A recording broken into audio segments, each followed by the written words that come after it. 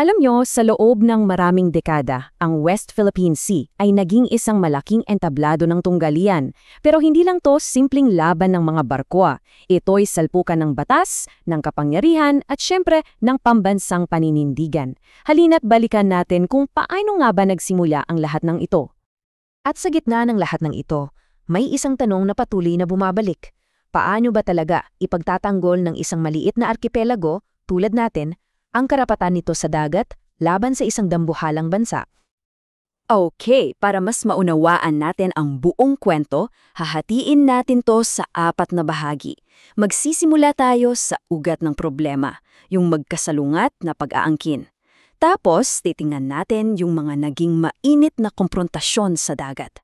Susuriin din natin yung makasaysayang panalo natin sa batas at tatapusin natin sa kung nasaan na ba tayo ngayon sa patuloy na tunggalian. Sige, umpisahan natin. Kailangan nating maintindihan na may dalawang magkaibang pananaw na nagbabanggaan dito. Sa isang banda, andyan ang batas ng dagat. Sa kabila naman, isang linya sa mapa na iginiigit ng isang makapangyarihang bansa. Dito tabaga nagsisimula ang lahat. So, tingnan natin. Sa kaliwa, yan yung 9-dash line ng China. Ang basihan nila, isang lumang mapa, at inaangkin nito ang halos buong karagatan. Sa kanan naman, yung panig ng Pilipinas. Ang sandata natin, ang UNCLOS o ang Batas ng Dagat, na malinaw na nagbibigay sa atin ng karapatan sa ating exclusive economic zone. Kumbaga, modernong batas laban sa isang makasaysayang pag-aangkin. At dito na talaga nagiging komplikado ang lahat. Kasi yung salpukan ng dalawang pananaw na to, hindi lang nangyari sa korte, kundi sa mismong karagatan. Kung saan, alam nyo na, madalas yung lakas ang nananaig. Kaya't balikan natin yung mga mahahalagang pangyayari. Itong mga komprontasyong ito. Ito ang nagpapakita kung paano unti-unting uminit ang tensyon at humantong na nga sa pisikal na agawan para sa kontrol ng West Philippine Sea. Itong timeline na to, kitang-kita yung pattern, di ba? Nagsimula yan sa pagtatayo ng maliliit na estruktura sa Mischief Reef noong 1995 hanggang sa noong 2012, tuluyan na nilang nakuha ang kontrol ng Scarborough Shoal.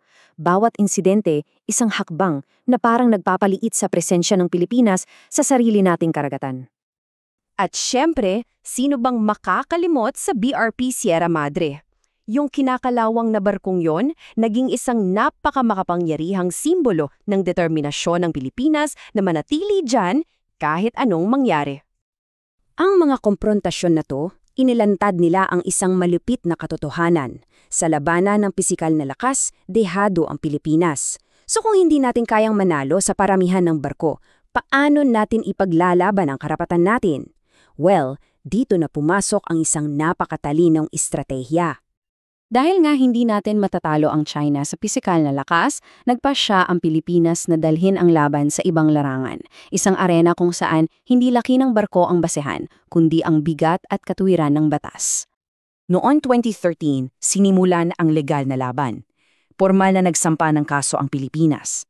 At pagkatapos ng 3 taon ng paghihintay, noong 2016, inilabas ng mundo ang isang hatol na masasabi nating yumanig sa buong rehiyon. At yung naging desisyon, isang malinaw at makasaysayang tagumpay para sa Pilipinas. Talagang panalo. Ibinasura nito yung pinakapundasyong ng pag-aangkin ng China, yung 9-dash line. Malinaw na sinabi ng batas, walang basihan ang kanilang historic rights. Ngunit, gaya ng inaasahan, may pero.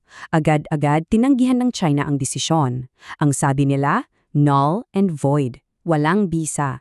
So dito ngayon lumitaw ang isang bagong problema. Ano nga ba ang silbi ng isang panalo sa papel kung hindi naman ito kinikilala sa mismong karagatan? So ngayon, hawak natin ang pinakamalakas na legal na instrumento. Pero ito ang hamon. Paano natin gagawing katotohanan sa dagat ang isang legal na tagumpay na nasa papel lang? At yang hamon na yan mismo ang nagdala sa atin sa kasalukuyang sitwasyon. Isang parang walang katapusang tunggalian kung saan ang legal na karapatan natin ay araw-araw na bumabangga sa realidad ng pisikal na lakas sa dagat. Mula noong panalo natin noong 2016, nagbago-bago rin ang diskarte ng Pilipinas. Sa ilalim ng Administrasyong Duterte, parang isinantabi muna yung hator para bigyan daan ng ugnayang pang-ekonomiya. Ngayon naman, sa ilalim ng Administrasyong Marcos, muli itong itinataguyod bilang pundasyon ng ating foreign policy, kasabay ng pagpapatibay ng ating mga alyansa. Pero sa kabila ng ating legal na paninindigan, tuloy pa rin ang panggigipit sa karagatan. Ginagamit ng China ang tinatawag nilang gray zone tactics, mga aksyon na hindi naman masasabing giyera tulad ng pagharang, pambobomba ng tubig at mga peligrosong manyobra para lang ituloy ang kanilang ahenda. Ang lahat ng ito ay nag-iwan sa atin ng apat na mahalagang aral o katotohanan.